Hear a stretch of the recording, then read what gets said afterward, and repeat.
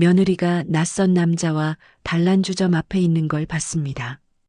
그날은 유난히도 서늘한 가을 저녁이었습니다. 오랫동안 알고 지낸 동창회 모임이 있어 시내 번화가로 향하던 길이었지요. 여느 때처럼 집을 나서면서도 오늘 저녁이 제 인생에서 가장 잊을 수 없는 충격적인 순간 중 하나로 기록될 것이라고는 상상조차 하지 못했습니다.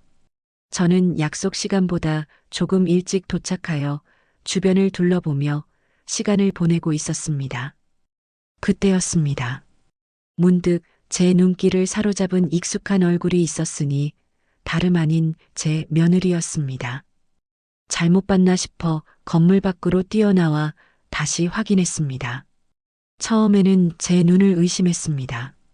설마 이 번잡한 곳에서 싶었지요. 분명히 제 며느리였습니다. 하지만 그녀의 곁에 선 사람은 제 아들이 아니었습니다. 건장한 체격에 한 번도 본 적 없는 낯선 남자였습니다. 그들은 단란주점이라는 붉고 화려한 간판 아래에 서서 마치 오래된 연인처럼 다정하게 이야기를 나누고 있었습니다. 며느리는 그 남자의 말에 환하게 웃고 있었고 남자는 며느리의 어깨에 가볍게 손을 올리기까지 했습니다. 그 순간 제 심장이 쿵하고 바닥으로 떨어지는 듯한 감각이 들었습니다. 머릿속은 새하얗게 비워졌고 온몸의 피가 차갑게 식어버리는 것 같았습니다. 제가 서 있던 그 자리에 시간이 멈춘 듯했고 주위의 왁자지껄한 소음마저 저에게는 멀리서 들리는 희미한 메아리처럼 느껴졌습니다. 이 모든 것이 마치 비현실적인 꿈속의 한 장면처럼 느껴졌습니다. 단란주점. 그 단어는 저의 모든 상식과 며느리에 대한 믿음을 산산조각 내는 듯 했습니다. 점잖고 조용한 성품의 제 며느리가 그곳에 그것도 낯선 남자와 함께 서 있다니 제 눈으로 보고도 도저히 믿을 수 없는 광경이었습니다. 평생 남의 일이라 생각했던 드라마에서나 보던 불륜의 장면이 제 눈앞에서 펼쳐지는 듯 했습니다. 내가 잘못 본 것은 아닐까? 수없이 되뇌었습니다. 어두워진 저녁, 희미한 조명 탓에 혹 제가 착각한 것은 아닐까 하는 신락 같은 희망이 일었습니다. 그러나 아무리 눈을 비벼보고 다시 봐도 그녀는 제 아들의 아내, 제 며느리가 분명했습니다. 그 특유의 미소와 몸짓, 제가 너무나도 잘 아는 모습 그대로였습니다. 분노가 치밀어 올랐습니다. 동시에 등골을 타고 오르는 차가운 배신감이 저를 압도했습니다. 제가 믿고 의지했던 착하고 현명하다고 생각했던 며느리가 어떻게 이럴 수 있는지 제 머리로는 도저히 이해할 수 없었습니다. 오랫동안 아들의 짝으로 제 삶의 일부로 받아들였던 며느리에 대한 모든 신뢰가 한순간에 무너져 내리는 듯 했습니다. 제 아들은요? 아무것도 모른 채 회사에서 열심히 일하고 있을 제 아들을 생각하니 가슴이 미어졌습니다. 아들이 얼마나 순진하고 착한 아이인지 알기에 이 사실을 알게 되면 얼마나 큰 상처를 받을까 하는 걱정이 앞섰습니다. 그 자리에서 당장 뛰어가 멱살을 잡고 싶었습니다. 너 지금 여기서 무얼 하는 거니? 하고 소리치고 싶었습니다. 하지만 제 발은 시멘트 바닥에 박힌 듯 움직이지 않았습니다. 제 마음속에서는 수만 가지 생각이 휘몰아쳤습니다. 만약 이 모든 것이 오해라면? 만약 며느리가 제게 설명할 수 있는 정당한 이유가 있다면? 하지만 단란주점이라는 장소와 낯선 남자와의 다정한 모습은 그 어떤 변명으로도 쉽게 납득하기 어려웠습니다. 한참을 그렇게 망연자실 서 있었습니다. 그러다 겨우 정신을 차렸을 때 그들은 이미 주점 안으로 사라진 뒤였습니다. 마치 악몽을 꾼 듯한 현실에 저는 숨조차 제대로 쉴 수 없었습니다. 그날 이후 제 평화로운 일상은 완전히 망가졌습니다. 밥을 먹어도 목구멍으로 넘어가지 않았고 잠자리에 누워도 잠이 오지 않았습니다. 밤마다 천장을 바라보며 그날의 장면을 수십 번, 수백 번이고 떠올렸습니다. 며느리가 왜 거기 있었을까? 그 남자는 누구일까? 끝없는 질문들이 꼬리에 꼬리를 물었고 혹시나 아들이 이 사실을 알게 될까봐 노심초사했습니다. 아들과 통화를 할 때마다 며느리의 이야기를 꺼내고 싶은 충동을 억눌러야 했습니다. 자칫 저의 경솔한 말 한마디가 화목했던 아들, 가정을 송두리째 흔들어 놓을 수도 있다는 생각에 입을 다물었습니다. 저는 그 일을 그 누구에게도 털어놓을 수 없었습니다.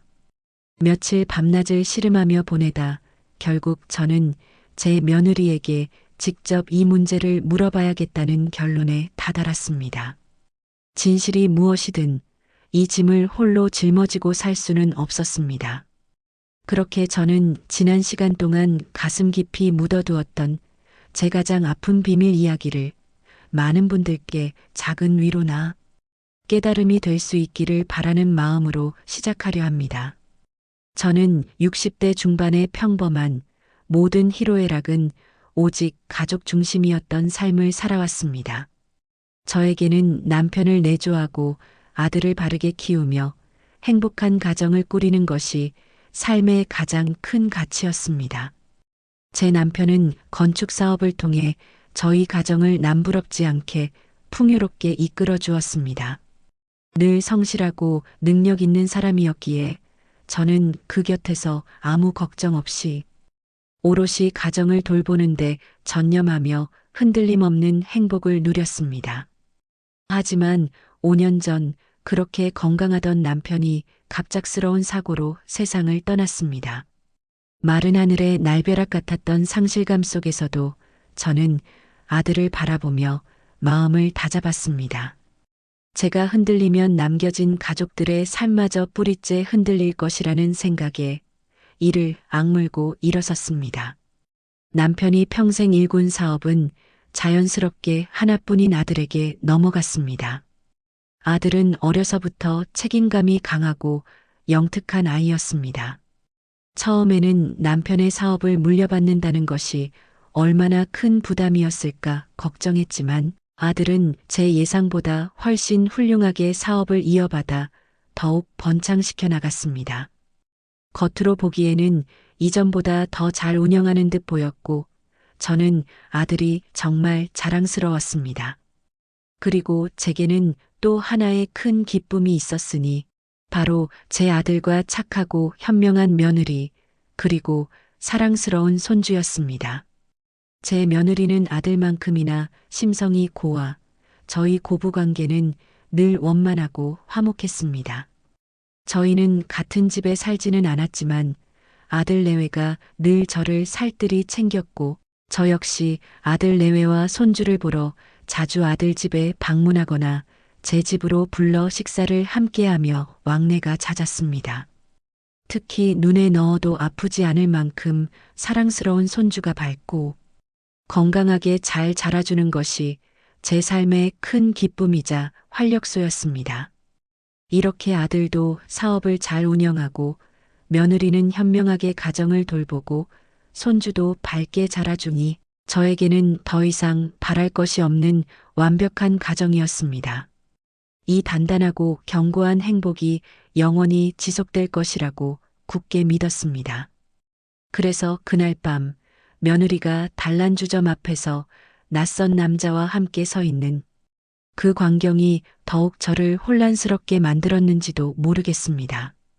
며느리를 단란주점 앞에서 마주친 그날 밤 이후 제 삶은 완전히 다른 빛깔로 물들었습니다. 불과 몇 시간 전만 해도 모든 것이 완벽하다고 믿었던 제 세상은 한순간에 금이 가고 산산이 부서져 내리는 듯 했습니다.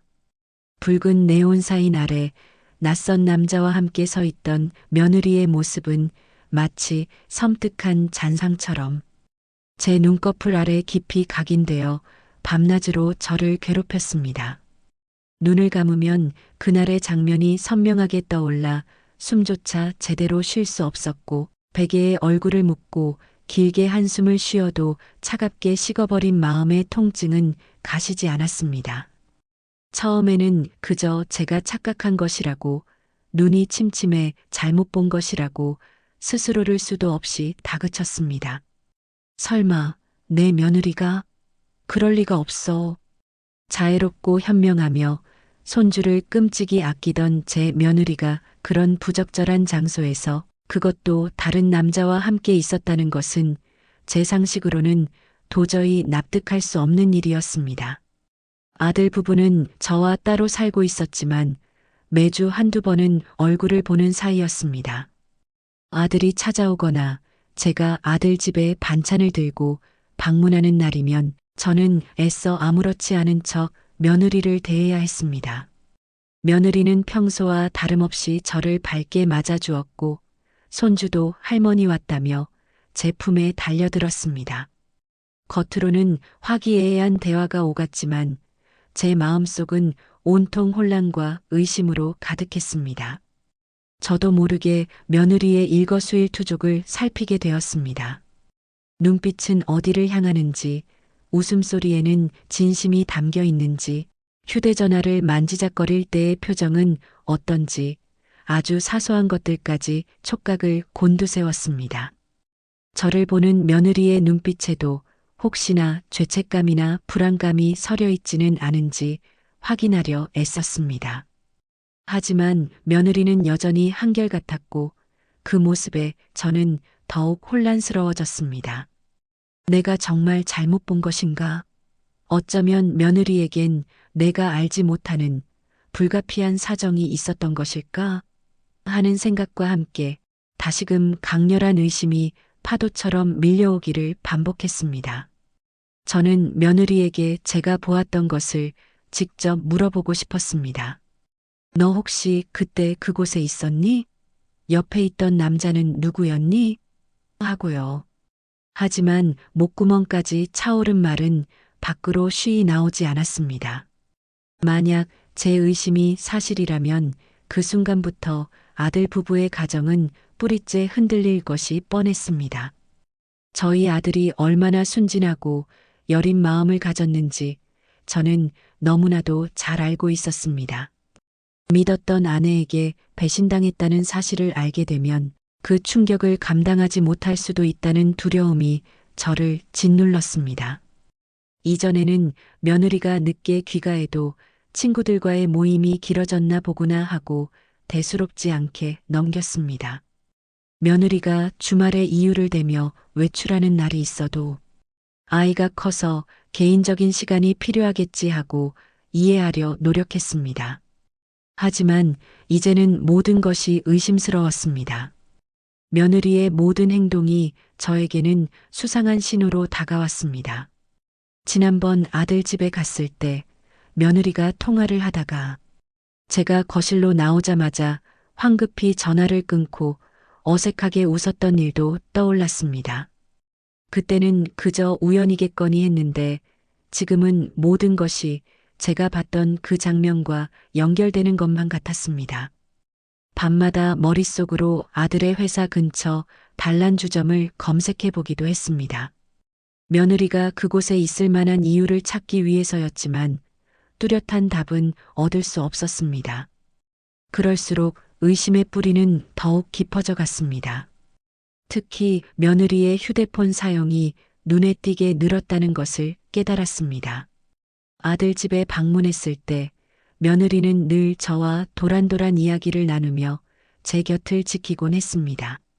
하지만 언제부턴가 그녀는 틈만 나면 휴대폰을 들여다보고 있었고 메시지를 보내거나 전화를 받을 때면 저에게서 등을 돌리거나 자리를 피하곤 했습니다. 제가 시선이라도 줄라치면 황급히 화면을 끄거나 다른 이야기를 꺼내며 화제를 돌리는 모습이 한두 번이 아니었습니다.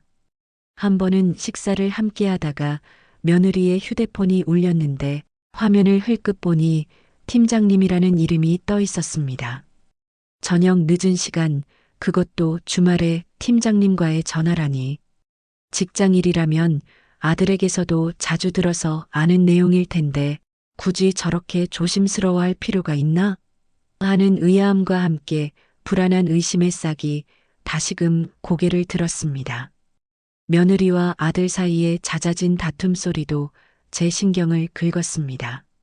저희가 함께 살지는 않지만 아들 집을 방문하거나 명절처럼 온 가족이 모이는 자리에서 가끔씩 둘 사이에 오가는 날 선 말들을 들을 수 있었습니다. 주로 돈 문제가 화두에 오르는 듯 했습니다. 아들은 사업에 대한 부담감을 이야기했고 며느리는 생활비나 아이 교육비에 대한 어려움을 호소하는 듯 했습니다. 그럴 때마다 저는 부부란 원래 다투면서 맞춰가는 거지하며 대수롭지 않게 넘겼습니다. 하지만 이제와 돌이켜 생각해보니 며느리의 외도 때문에 생활비가 부족해지거나 불필요한 돈이 새나가고 있는 것은 아닐까 하는 최악의 상상까지 하게 되었습니다. 한 번은 아들과 며느리가 제 방문 너머에서 심하게 언성을 높이는 소리가 들렸습니다. 며느리의 목소리가 잔뜩 상기되어 있었고 빚이라는 단어가 선명하게 귀에 박혔습니다. 그들의 다툼은 순식간에 정지했지만 저는 이미 그 순간 불길한 예감에 사로잡혀 버렸습니다. 며칠 전에는 아들 집에 반찬을 가져다 주러 갔다가 결정적인 정황을 목격하고 말았습니다. 며느리가 잠시 화장실에 간 사이 거실 테이블 위에 놓인 며느리의 핸드백에서 반쯤 열린 지갑이 보였습니다. 제가 의도한 것은 아니었지만 그 틈새로 삐져나온 영수증 한 장이 눈에 들어왔습니다. 무심코 흘끗 본 영수증에는 너무나도 익숙한 글씨가 쓰여 있었습니다. 바로 제가 며느리를 목격했던 그 단란주점의 이름이었습니다. 영수증은 지난 주말 날짜로 꽤 큰 금액이 찍혀 있었습니다. 제 손은 차갑게 식었고 심장은 금방이라도 터져버릴 듯 세차게 뛰었습니다. 며느리가 그곳에 간 것이 우연이 아니었다는 명백한 증거였습니다.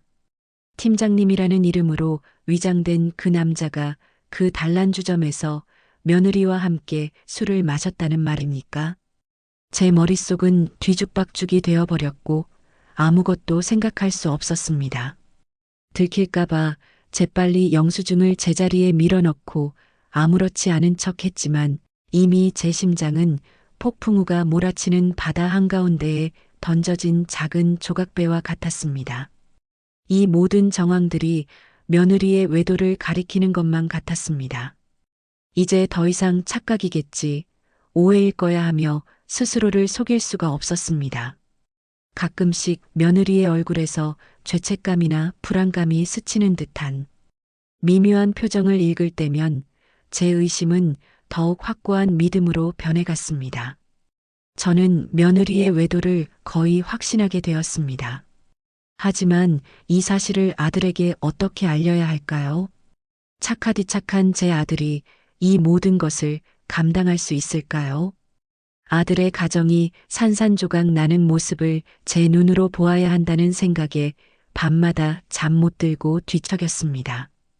입안은 바싹 마르고 늘 소화불량에 시달리는 듯 했습니다.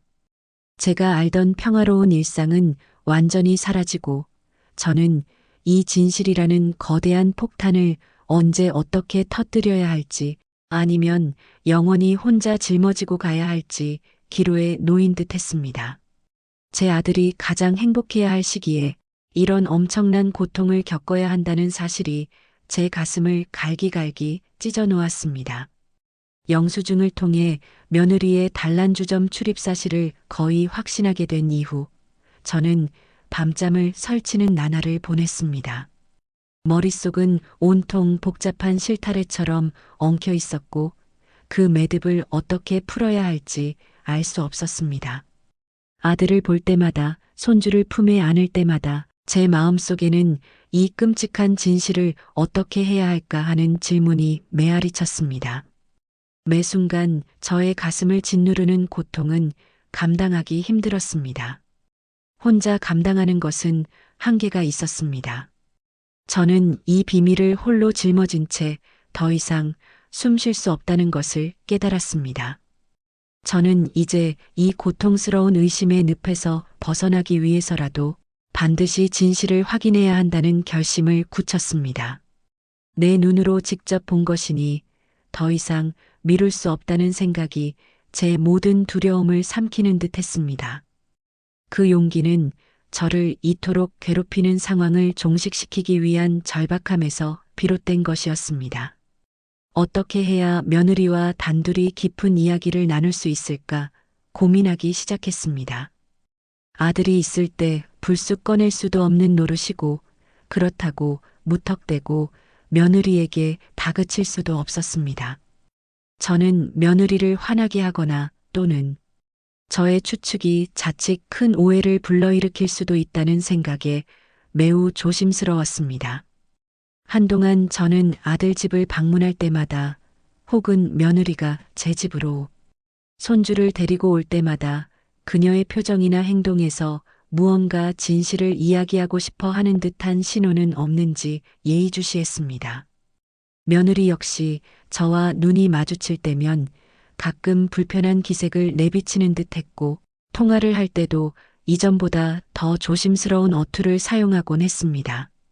저는 그것이 진실을 숨기려는 죄책감 때문일 거라고 지레짐작했습니다. 저는 며느리에게 단둘이 차 한잔하자고 제안할 적절한 때를 기다렸습니다.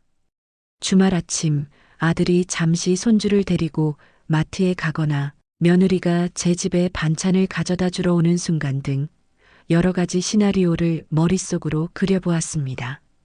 저는 최악의 상황, 즉 며느리가 저의 질문에 화를 내거나 적반하장으로 나올 경우까지도 대비하며 마음을 단단히 먹었습니다.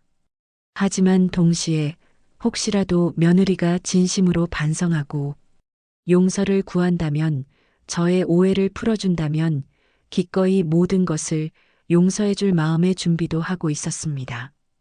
그렇게 복잡한 감정들이 제 안에서 끊임없이 소용돌이쳤습니다. 마침내 제게 기회가 찾아왔습니다. 제가 아들 집에 반찬을 좀 가져다 주려 전화를 했을 때였습니다. 며느리가 마침 저에게 할 이야기가 있다며 집으로 찾아오겠다고 하는 것이었습니다. 며느리의 목소리에서는 미묘한 긴장감이 느껴졌고 저는 직감적으로 올 것이 왔구나 하고 생각했습니다. 그녀도 무언가 큰 비밀을 저에게 털어놓으려 하는 것 같았습니다. 며느리의 초조한 목소리가 제 마음속 불안감을 더욱 증폭시켰지만 동시에 저는 마침내 이 의혹의 그림자에서 벗어날 수 있다는 기대감에 가슴이 두근거렸습니다. 며느리가 제 집으로 오기로 한 시간은 오후 2시였습니다. 저는 그 시간까지 집안일을 하면서도 마음이 편치 않았습니다. 손에 잡히는 일이 하나도 없었고 혹시나 며느리가 오기 전 아들에게서 연락이 올까봐 불안했습니다. 며느리가 오면 무슨 말부터 꺼내야 할까, 어떤 표정을 지어야 할까 수십 번 연습하고 상상했습니다. 예상대로 며느리는 정확한 시간에 맞춰 벨을 눌렀습니다. 늘 밝게 웃던 며느리의 얼굴에는 평소와는 다른 어둡고 심각한 기색이 역력했습니다. 어머니, 제가 드릴 말씀이 있어서요. 현관에 들어서며 고개를 살짝 숙이는 며느리의 뒷모습에서 무언가 큰 짐을 지고 있는 듯한 무게감이 느껴졌습니다. 찻잔을 앞에 두고 마주 앉은 순간 길고 무거운 침묵이 흘렀습니다.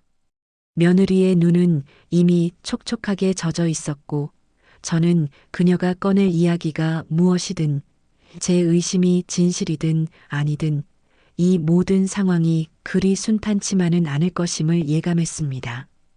방 안을 가득 채운 무거운 공기가 저를 짓눌렀고 저는 깊게 숨을 들이쉬며 이제 시작될 대화에 대비했습니다. 며느리와 마주 앉은 제 앞에는 차갑게 식어가는 찻잔만이 놓여 있었습니다. 방 안을 가득 채운 침묵은 무겁고 숨막혔습니다. 현관에 들어서며 고개를 숙였던 며느리의 뒷모습은 여전히 제 눈앞에 아른거렸습니다. 며느리의 얼굴에는 슬픔과 고통이 뒤섞인 그림자가 드리워져 있었고 마치 모든 것을 포기한 듯한 표정은 제 마음을 더욱 불안하게 만들었습니다. 제 질문에 어떻게 반응할지, 어떤 이야기를 꺼낼지 예상할 수 없었기에 저는 극도의 긴장감에 휩싸여 있었습니다. 숨 쉬는 것조차 조심스러웠습니다. 길고 긴 침묵 끝에 제가 먼저 입을 열었습니다.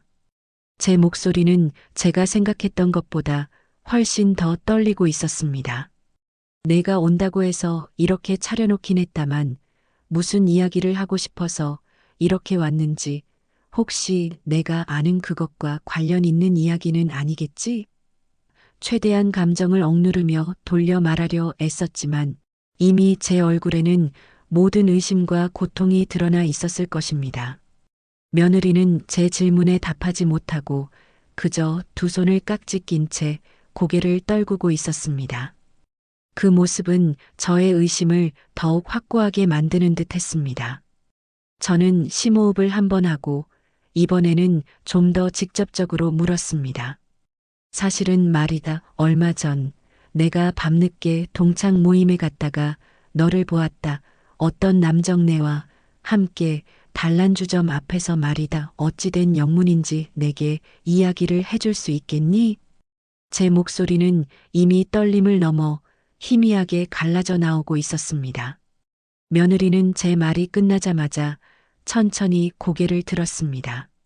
저를 바라보는 그녀의 눈은 이미 붉게 충혈되어 있었고 곧 터져버릴 듯한 눈물을 가득 머금고 있었습니다. 저는 며느리가 제 말을 부인하거나 화를 내며 저에게 오히려 소리칠 것이라고 예상했습니다. 아니면 어머니, 저를 못 믿으시는 거예요? 하고 되물을지도 모른다고 생각했습니다.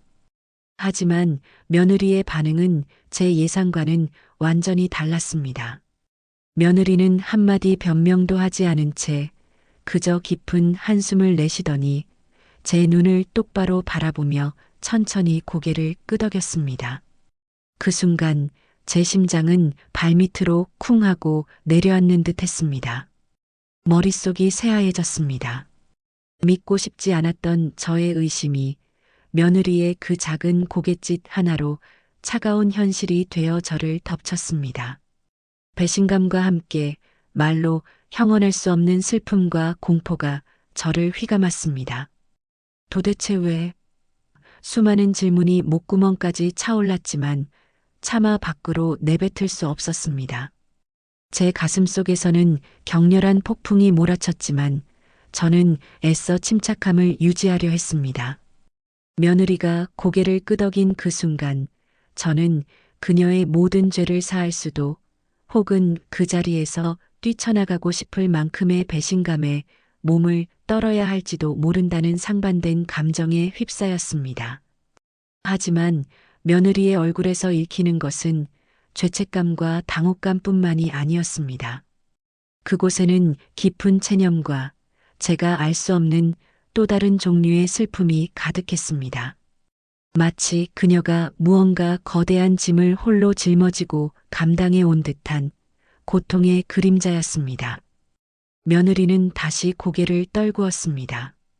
굳게 담은 그녀의 입술은 미세하게 떨리고 있었고 두 손은 허벅지 위에서 꽉 움켜쥐어져 있었습니다. 그 모습은 그녀가 얼마나 힘겨운 싸움을 하고 있었는지를 말해주는 듯 했습니다. 짧은 침묵이었지만 제게는 마치 영원과도 같은 시간처럼 느껴졌습니다. 방 안의 공기는 점점 더 무거워졌고 저는 제 귀가 며느리의 목소리 외에는 어떤 소리도 듣지 않으려 예민하게 곤두서는 것을 느꼈습니다. 심장이 터질 것 같은 긴장감 속에서 저는 며느리가 제발 말을 시작해 주기를 애타게 기다렸습니다. 그녀의 입술이 몇 번인가 달싹였지만 어떤 소리도 나오지 않았습니다. 눈물은 이미 뺨을 타고 흘러내려 무릎 위로 뚝뚝 떨어지고 있었습니다. 얘 왜 그러니? 괜찮으니 이제는 내게 솔직하게 이야기해봐. 어떤 이야기든 내가 너를 내 마음을 들어줄 준비가 되어 있다. 제 목소리는 처음보다 조금 더 부드러워졌습니다.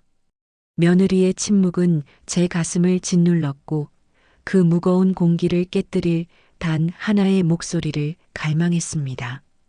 저는 다시금 그녀에게 용기를 북돋아주려 애썼습니다.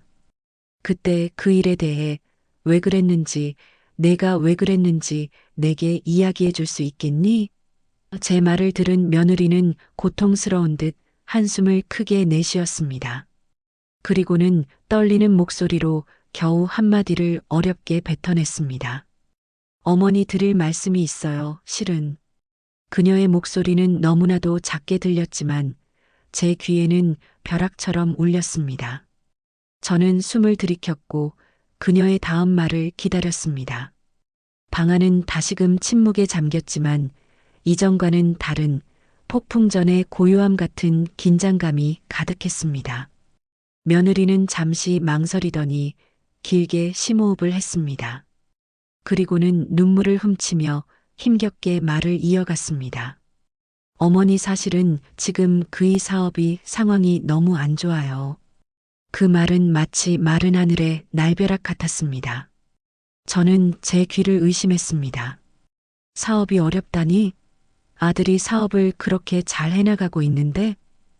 제가 전혀 예상하지 못했던 이야기였습니다.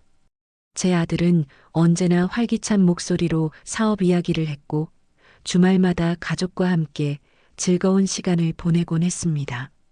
남편이 일군 사업을 더욱 번창시켰다고 자랑스럽게 말하지 않았습니까? 저는 며느리의 말이 도저히 이해되지 않았습니다. 하지만 며느리의 눈물과 그 떨리는 목소리는 진심을 담고 있었습니다. 어머니 그이는 아버님이 일군 회사를 지켜야 한다는 부담감에 저한테도 처음부터 제대로 얘기 못했어요. 초반에는 승승장구하는 것처럼 보였는데 사실 무리하게 투자를 하다가 예상치 못한 상황이 겹치면서 감당할 수 없는 빚더미에 앉게 됐어요. 그이는 아무도 모르게 조용히 모든 것을 해결하려 애썼고 저한테도 숨기고 있었어요. 그리고 어머니께도 걱정을 끼쳐드릴 수 없다며 며느리의 고백은 계속되었습니다. 그녀는 아들이 홀로 얼마나 힘겹게 그 사실을 감당해 왔는지 그 모든 어려움 속에서도 가장의 책임을 지기 위해 얼마나 발버둥 쳤는지를 이야기했습니다. 저는 그제야 제 아들의 최근 들어 눈에 띄게 수척해진 얼굴, 잦은 야근과 주말 출근이 단순히 바쁜 업무 때문이 아니었다는 것을 깨달았습니다. 제가 자랑스러워했던 그 번창의 이면에 제 아들은 깊은 절망과 고통을 홀로 짊어지고 있었던 것입니다. 내 아들이 그렇게 힘들었는데 나는 아무것도 모르고 불효자식을 둔 어미처럼 가슴이 찢어지는 듯 했습니다. 동시에 며느리가 그 사실을 알고서도 아무 말 없이 혼자 감내해야 했던 시간들이 얼마나 힘들었을까 생각하니 목이 메었습니다. 그리고 며느리의 이야기는 제 의심의 가장 아픈 부분으로 향했습니다.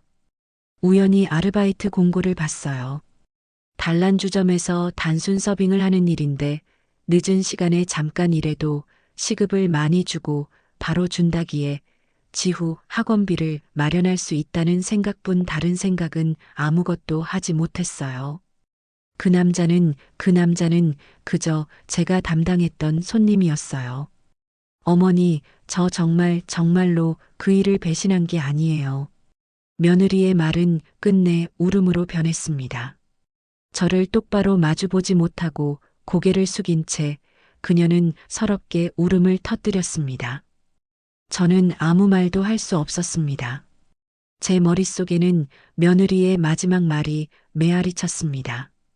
지후 학원비와 과외비를 벌기 위한 아르바이트였어요. 제 가슴을 후벼 파는 비수와도 같은 말이었습니다.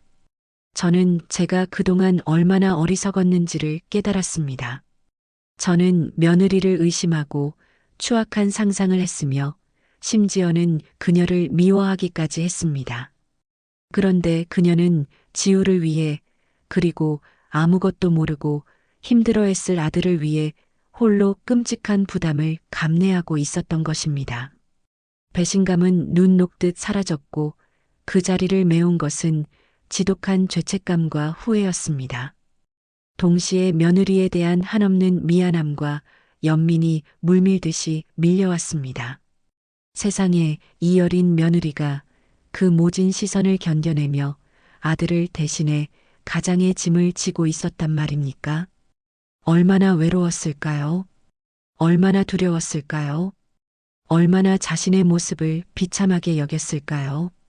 제가 그녀를 의심하며 흘렸던 눈물은 사치였습니다.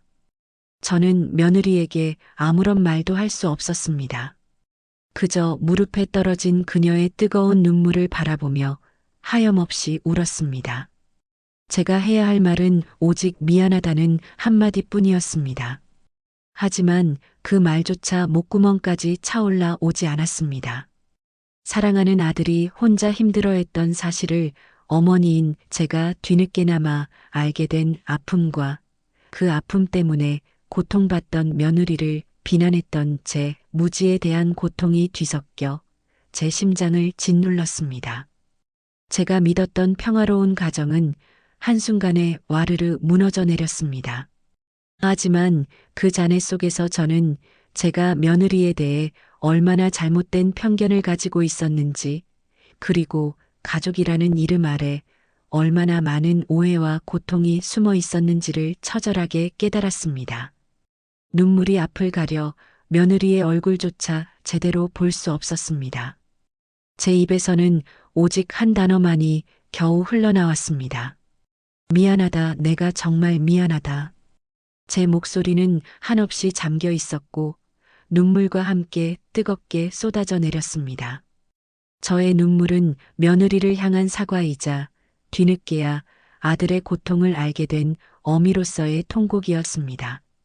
며느리는 흐느낌을 멈추지 않은 채 고개를 저었습니다. 아닙니다. 어머니, 제가 먼저 말씀드리지 못해서 죄송합니다. 며느리의 사과는 제 가슴을 더욱 아프게 만들었습니다. 그녀는 죄가 없었습니다. 아니, 오히려 너무나도 큰 희생을 감내하고 있었습니다.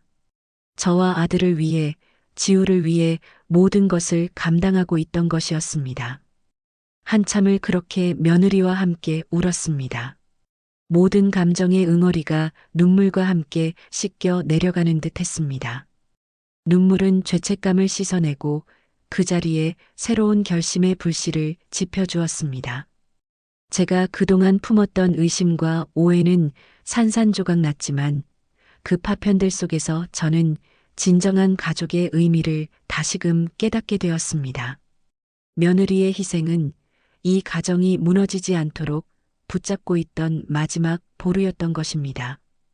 이제 저는 더 이상 이 진실을 외면할 수 없었습니다. 한 여인의 희생으로 지탱되던 위태로운 가정의 짐을 이제는 제가 나눠 짊어져야 할 때가 왔다고 생각했습니다.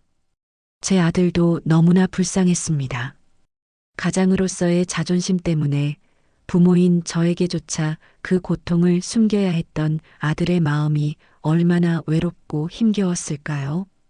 제가 평생 지켜온 아들이 홀로 절망 속에서 몸부림치고 있었다는 사실이 너무나도 괴로웠습니다. 남편이 물려준 소중한 사업을 지켜내려 발버둥 쳤을 아들의 뒷모습이 눈앞에 선했습니다. 저는 어미로서 그 힘겨운 짐을 아들에게만 지워둘 수는 없었습니다. 제가 가장으로서 그리고 어머니로서 모든 것을 바로잡고 아들을 도와 이 위기를 함께 극복해야겠다는 강한 의지가 솟아났습니다. 저는 흐르는 눈물을 닦고 며느리의 손을 꼭 잡았습니다. 고생 많았다. 이제 그 짐은 너 혼자 짊어지지 않아도 된다. 내가 있잖아. 며느리의 손은 차갑게 식어 있었지만 제 손에서 전해지는 온기를 느꼈는지 그녀의 눈빛에는 작은 희망이 피어오르는 듯 했습니다. 저는 며느리에게 가장 먼저 할 일은 아들에게 모든 진실을 이야기하고 함께 이 상황을 해결해 나가는 것이라고 단호하게 말했습니다. 며느리는 처음에는 주저했습니다.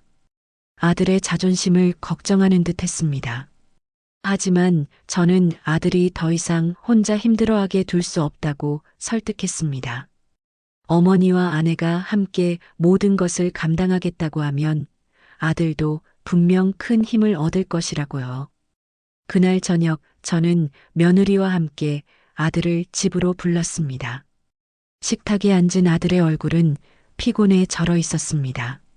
저는 망설이지 않고 아들에게 모든 것을 털어놓았습니다. 며느리가 제게 했던 모든 고백을 아들 앞에서 다시 이야기했습니다.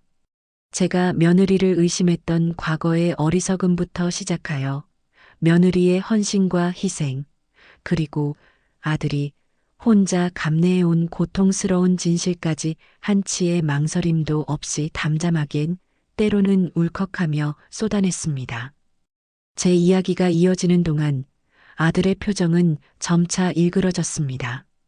아들은 처음에는 놀란 듯 눈이 커지더니 이내 며느리와 저를 번갈아 바라보며 괴로운 표정을 지었습니다. 제가 며느리의 아르바이트와 그 숨겨진 진실을 이야기하자 아들의 눈에서는 주르륵 눈물이 흘러내렸습니다. 아들의 얼굴에는 말할 수 없는 자책감과 미안함, 그리고 아내에 대한 고마움이 뒤섞인 복합적인 감정이 떠올랐습니다. 아들은 며느리에게 미안하다는 말과 함께 그동안의 모든 고충을 털어놓았습니다. 제 앞에서 그리고 아내 앞에서 아들은 처음으로 자신의 나약함과 절망을 솔직하게 드러냈습니다. 저는 아들의 손을 잡고 말했습니다. 내가 엄마면서도 몰라줘서 미안하다 엄마가 이렇게 둔했어. 이제 그 모든 짐을 엄마와 함께 나누자. 아들은 제 품에 안겨 어린아이처럼 서럽게 울었습니다. 며느리도 아들의 옆에 앉아 그 이의 등을 토닥이며 함께 눈물을 흘렸습니다. 저는 그 순간 비로소 이 가족의 진정한 결속을 느꼈습니다. 모든 오해가 풀리고 진실이 드러났으며 서로의 아픔을 보듬는 진정한 이해의 순간이었습니다. 이 지독한 아픔을 겪고 나서야 비로소 우리 가족은 진정한 가족으로 거듭나는 첫걸음을 내딛게 된 것입니다. 그날 저녁 저희 세 사람이 흘린 눈물은 단순한 슬픔의 눈물이 아니었습니다. 그것은 그동안 쌓였던 오해와 고통을 씻어내고 서로를 향한 진심을 확인하는 뜨거운 화해의 눈물이었습니다. 아들은 저와 며느리 앞에서 어린아이처럼 울며 그간의 모든 고통을 토해냈고 며느리는 자신의 희생을 이해해준 저와 남편 앞에서 숨겨왔던 서름의 응어리를 풀어냈습니다. 저는 아들과 며느리의 어깨를 감싸 안으며 이 가족의 아픔이 이제 저 혼자만의 짐이 아닌 함께 나누고 치유해야 할 우리의 짐이 되었음을 깨달았습니다. 그동안 저는 저희 가족이 평화롭고 완벽하다고만 믿었지만 실은 모두가 각자의 짐을 홀로 짊어진 채 위태롭게 서 있었던 것입니다. 모든 진실이 드러나자 저희 가족은 비로소 단단한 바닥을 찾아 발을 디딜 수 있게 되었습니다. 다음 날 저는 가장 먼저 아들과 단둘이 앉아 사업 상황에 대해 자세히 이야기 나누었습니다. 아들은 어젯밤 처음으로 솔직한 모습을 보인 뒤여서인지 더 이상 자신의 어려움을 숨기지 않았습니다. 저는 더 이상 망설이지 않았습니다. 제 남편이 남겨준 유산은 제가 평생 편안하게 살 수 있을 만큼 넉넉한 것이었습니다. 저는 주저없이 그 일부를 아들의 사업을 살리고 빚을 갚는데 사용하기로 결정했습니다. 내 아들아, 내 아비가 평생 피땀 흘려 일군 것이란다. 지금은 내가 힘들지만 언젠가 다시 일어서면 내 아비의 뜻을 이어받아 좋은 일에 쓰거라. 아들은 처음에는 극구 사양했지만 저와 며느리의 간곡한 설득 끝에 결국 제 마음을 받아들였습니다. 제 돈이 아니어도 아들의 사업을 살리는데 도움이 될 만한 전문가를 연결해주고 함께 밤낮 없이 사업 보고서를 분석하며 새로운 활로를 모색했습니다. 단순히 돈만 건네는 것이 아니라 함께 머리를 맞대고 고민하며 아들이 다시 설 수 있는 길을 찾아나갔습니다. 아들은 저의 도움과 며느리의 헌신을 등에 업고 다시금 사업에 활력을 불어넣기 시작했습니다. 무리한 확장을 줄이고 내실을 다지는 방향으로 사업 구조를 개편했으며 저의 지인 중 금융 전문가의 조언을 받아 재정 상태를 투명하게 관리하기 시작했습니다. 처음에는 막막했던 빚 문제도 저의 도움과 아들의 성실한 노력 덕분에 점차 해결의 실마리를 찾아갔습니다. 그 과정에서 아들은 자신의 잘못을 인정하고 며느리에게는 진심으로 미안함을 표현했습니다. 며느리 역시 아들의 노력을 누구보다 가까이서 지켜보며 격려했고 더 이상 밤늦게 단란주점으로 향하는 일 없이 다시 가정에 전념할 수 있게 되었습니다. 그녀의 얼굴에는 서서히 활기와 웃음꽃이 피어나기 시작했습니다. 가정의 분위기는 놀랍도록 밝아졌습니다. 아들과 며느리는 이제 모든 일을 서로에게 솔직하게 털어놓고 의논하는 습관을 들였습니다. 이전에는 표정에서조차 불안감이 느껴지던 아들은 이제 더 이상 혼자 짐을 짊어지지 않아도 된다는 생각에 훨씬 편안해 보였습니다. 며느리 또한 더 이상 마음속에 숨기는 것 없이 밝고 긍정적인 모습을 되찾았습니다. 제가 아들 집에 반찬을 가져다 주거나 며느리가 제 집으로 지우를 데리고 오는 날이면 더 이상 불안한 눈빛으로 서로를 살피는 일 없이 진심으로 환하게 웃으며 덕담을 나누었습니다. 손주 지우도 이제는 부모님의 얼굴에 드리웠던 근심의 그림자가 사라져서인지 예전처럼 천진난만하게 재롱을 부리고 밝게 웃는 모습을 보여주었습니다. 지우가 웃는 모습을 보면 이 모든 고통과 어려움이 의미 있었다는 생각이 들곤 했습니다. 지우는 이제 원하는 학원에 마음껏 다닐 수 있었고 친구들과도 즐겁게 어울리며 밝은 학교 생활을 이어나갔습니다. 저는 이 모든 과정을 지켜보며 진정한 가족의 의미를 되새겼습니다. 물질적인 풍요가 다는 아니었습니다. 아니, 오히려 물질적인 풍요가 때로는 가족을 눈멀게 하고 서로의 고통을 외면하게 만들 수도 있다는 것을 깨달았습니다. 진정한 행복은 겉으로 보이는 화려함이 아니라 서로의 약점을 이해하고 아픔을 나누며 어떤 어려움이 닥쳐도 함께 이겨낼 수 있다는 굳건한 믿음에서 오는 것이었습니다. 저는 며느리가 단란주점에서 일하는 모습을 보고 가졌던 오해와 편견을 통해 어쩌면 제가 아들을 믿고 의지했던 마음이 지나치게 표면적이었을 수도 있다는 것을 인정했습니다.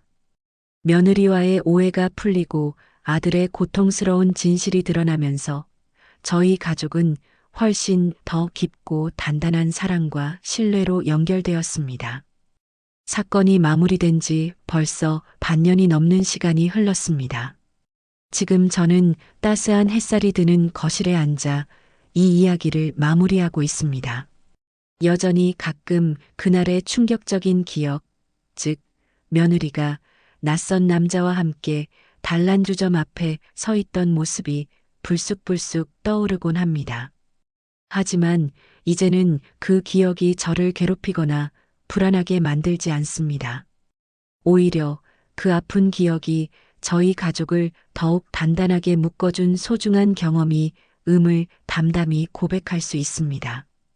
그때의 저는 너무나도 어리석었고 눈앞에 보이는 것이 전부라고 믿는 미련한 어미였습니다.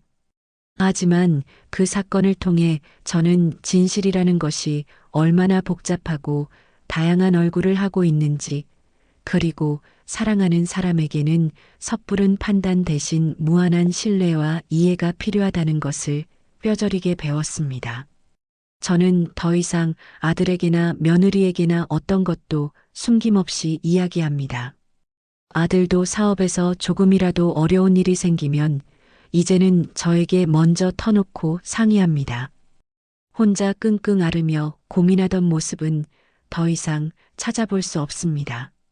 물론 제가 모든 해결책을 제시해 줄 수는 없지만 함께 머리를 맞대고 고민하고 이야기 나누는 것만으로도 아들은 큰 위안을 얻는다고 합니다. 며느리 또한 제 가장 든든한 동반자가 되어 주었습니다. 이제는 매주 함께 시장을 보러 가고 지우의 학교 행사에 저를 초대하기도 합니다. 며느리와의 대화는 더욱 편안하고 솔직해졌고 서로의 마음에 없는 말을 하거나 작은 불편함마저 숨기려 하지 않습니다. 진심으로 서로를 위하고 아끼는 마음이 커져만 갑니다. 고부관계를 넘어 이제는 인생의 동반자 같은 친구가 생긴 기분입니다. 가장 행복한 변화는 바로 손주 지우의 웃음소리입니다. 아이는 순수하고 영특하여 어른들의 아픔을 모두 이해하지는 못하겠지만 부모님의 얼굴에 드리웠던 근심의 그림자가 사라지자 더욱 밝고 명랑한 아이로 자라나고 있습니다. 원하는 학원에서 마음껏 공부하고 친구들과도 신나게 뛰어노는 지우의 모습을 볼 때마다 제 가슴은 한없이 뿌듯해집니다. 그 조그만 아이의 웃음소리 하나가 그 모든 아픔과 고통을 보상받는 듯한 기쁨을 제게 안겨줍니다. 때로는 만약 그날 제가 며느리를 보지 못했다면 어땠을까 하는 생각을 해봅니다. 아마 저는 계속해서 행복이라는 환상 속에서 거칠애뿐인 평화를 누리고 있었을지도 모릅니다. 그리고 저희 가족은 각자의 고통 속에서 홀로 침잠하며 결국은 서서히 무너져 내렸을지도 모릅니다. 하지만 신은 제게 그 진실을 볼 용기를 주셨고 저는 아픔을 통해 가족의 진정한 의미를 깨달을 수 있었습니다. 사랑이란 단지 좋은 것을 나누는 것만이 아님을 때로는 가장 아픈 진실을 마주하고 함께 아파하는 것이야말로 진정한 사랑임을 알게 되었습니다. 물질적인 풍요나 사회적인 성공은 영원하지 않습니다. 하지만 서로를 이해하고 용서하며 어떤 고난 속에서도 서로의 손을 놓지 않는 굳건한 가족의 사랑은 그 무엇과도 바꿀 수 없는 가치임을 깨달았습니다. 삶은 예측 불가능한 파도와 같아서 때로는 감당하기 힘든 시련을 안겨주기도 합니다. 가까운 사람의 행동이 이해되지 않을 때, 마음속에 의심의 그림자가 드리울 때, 섣부른 판단이나 비난 대신 한 발짝 물러서서 상대방의 입장을 헤아려 보는 것은 어떨까요?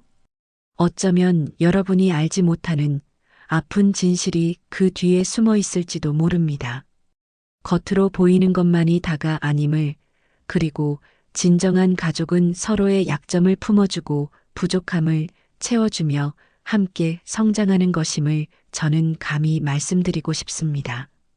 제 이야기가 누군가에게는 위로가 되고 또 다른 누군가에게는 가족의 소중함을 다시 한번 되새기는 계기가 될 수 있기를 진심으로 바랍니다.